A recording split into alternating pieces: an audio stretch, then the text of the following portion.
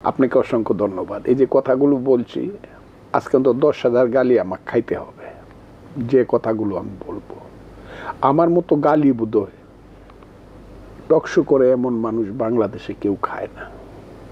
কি গালি দেয় এগুলো কল্পনা করতে পারবেন না। এবং গালি দেওয়ার পিছনের নামটা লেখা থাকে ইসলাম। আমি সবাইকে চিনি, এদেরকে, তাদের কথা শুনে চিনি, তাদের চেহারা দেখে চিনি, তাদের দাড়ি দেখে চিনি, তাদের আদর্শিক যে চিন্তা ভাবনা দেখে চিনি। এরা নাকি এই দেশে ইসলাম করতে চায় এবং এমন ধরনের বকাবকি এরা করে, আমি অসম্ভব আমার কাছে মনে হয়। এবং আমি এটা প্রথমেই এই দেশের একটা রাজনৈতিক দল, এই দলটার সাথে আমার কোনো সময় দূর সম্পর্কও ছিল না। আমি দলের রাজনীতি করি না, জামাতকে আমি বিশ্বাসও করি না, তাদের আদর্শ, কিন্তু তাদেরকে আমি শত্রুও মনে করতাম না। আমি মনে করতাম বাংলাদেশে এখন যারা জন্মগ্রহণ করছে তারা তো ৭১-এ যুদ্ধে বিরোধিতা করে নাই, আচ্ছা তারা তাদের রাজনীতি করুক। এবং তারা বেশ ভালো রাজনীতি করছে, কিন্তু যেদিন থেকে তারা মুক্তিযুদ্ধ সম্পর্কে বলা শুরু করছে, আমি এটা বলবো একটু পরে, মুক্তিযুদ্ধ সম্পর্কে যেদিন বিরোধিতা শুরু করছে যে ৭১-এর মুক্তিযুদ্ধ কোনো যুদ্ধ না, এখনো আজকেও তাদের এক ছেলে বোধহয় সভাপতি, এরা যে জ্ঞানী হয়েছে, এই জ্ঞানীরা কিন্তু এখনো বলে যে তারা কিন্তু মুক্তিযুদ্ধ সমর্থন করছিল। মুক্তিযুদ্ধ আসলে শেখ মুজিবুর রহমান চাইছে না, চাইছিল গোলাম আজম সাহেব এবং জামাতে ইসলাম। কিন্তু পরে তারা একটু পিছায় গেল, দেখলো ভারত আইসা এখানে যোগদান করছে, এই কারণে পিছায় গেল। এই হলো তাদের আজকের ভাষা। এত মিথ্যাবাদী, এত ইতিহাস সম্পর্কে এত জ্ঞান পাপীরা, জাতীয়ভাবে আন্তর্জাতিকভাবে যারা মিথ্যা কথা বলে, এক নম্বর তারা রাজনীতিবিদ হওয়া উচিত না, তাদের দল থাকা উচিত না, ইসলামের নামটাকে তারা কলঙ্কিত করতেছে এইসব কথা, এত মিথ্যা কথা বইলা। এই যে আমি আজকে কথা বলতেছি, আমাকে 10,000 গালি দিবে। কি গালি দিবে আপনাকে বললাম না আমি? 1-2 নম্বর আমার বিরুদ্ধে চরম ষড়যন্ত্র হইতেছে, জাতীয় এবং স্থানীয়ভাবে। জাতীয় আমার বাংলাদেশ, স্থানীয় আমার কিশোরগঞ্জ। কারণ একটা দল সব জায়গায় বসে গেছে। এই যে উনি আসছেন আজকে, বলছে যে উনি নাকি আবার বিশ্ববিদ্যালয়ে যাবেন, আমার নুরুল আমিন ব্যাপারী ভাই।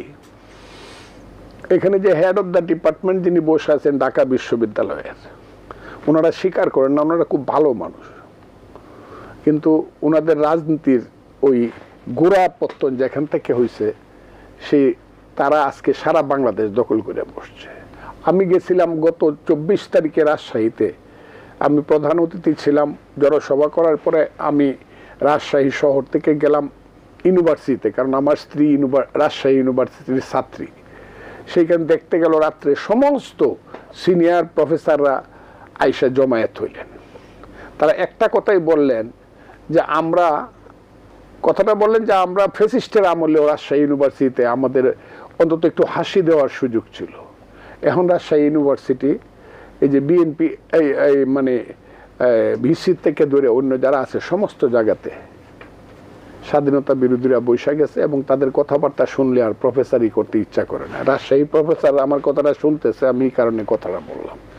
সব জায়গা তারা দখল করে দিছে, একদম প্রিন্সিপাল সেক্রেটারি থেকে ধরে, চিফ সেক্রেটারি থেকে ধরে, ডিসি থেকে ধরে সমস্ত মধ্যবর্তী স্থানগুলো দখল করে নিয়ে ভিন্ন অভিযোগ করে। আমি বলছি, আমাকে শুনেন, আমার বিরুদ্ধে যে কনস্পিরেসিটা হচ্ছে, আমি বাংলাদেশের মানুষকে সাক্ষী রাখলাম।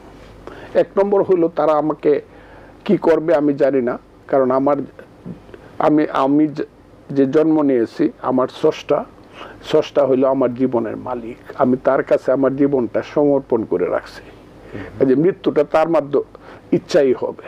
তারপরে আপনি বিশ্বাস করবেন না, গত 3 মাস যাবৎ শুধু থ্রেটের কারণে আমি রমনা পার্কে যাইতে পারি না, অথচ গত 15 বছর যাবৎ আমি রমনা পার্কে হাঁটতাম। আমি শেখ হাসিনার আমলে প্রতি মুহূর্তে মনে করতাম, আমার স্ত্রীকে বলতাম তুমি কিন্তু বিধবা হইতে পারো, আমার ছেলেরা কিন্তু এতিম হইতে পারে। ছেলেরা ডাকতে আনতাম, স্ত্রীকে আনতাম, রাত্রে পুলিশ আসলে তুমি দরজা খুলবা, আর ছেলেরা তোমরা ঘুমায় থাকবা। আমাকে যদি ধরে, আমি প্রথমে ডাইন হাতটা বাড়ায় দিব, দিয়া বলবো আগে চোখটা বাঁধেন, আমার বাঁধতে আমাকে 2টা লাথি দেন, কারণ আমি কেন মুক্তিযুদ্ধ করছিলাম শেখ হাসিনার আমলে আমি জানতাম আমাকে বাইন্দা ওই কি ঘর বলে আয়না গড়ে নিতে পারে, কিন্তু একদম হত্যা করে ফেলবে এটা আমার মনে হইতো না। আজকের এই প্রেক্ষাপটে আপনার সাথে আমি কথা বলতেছি, এত রিস্ক নিয়ে আপনি চিন্তা করতে পারবেন না রিস্কটা কত। 2 নম্বর হইলো এখন আপনার সাথে আপনি বলেন কি কথা বলবেন, আমি কি কথা বলবো।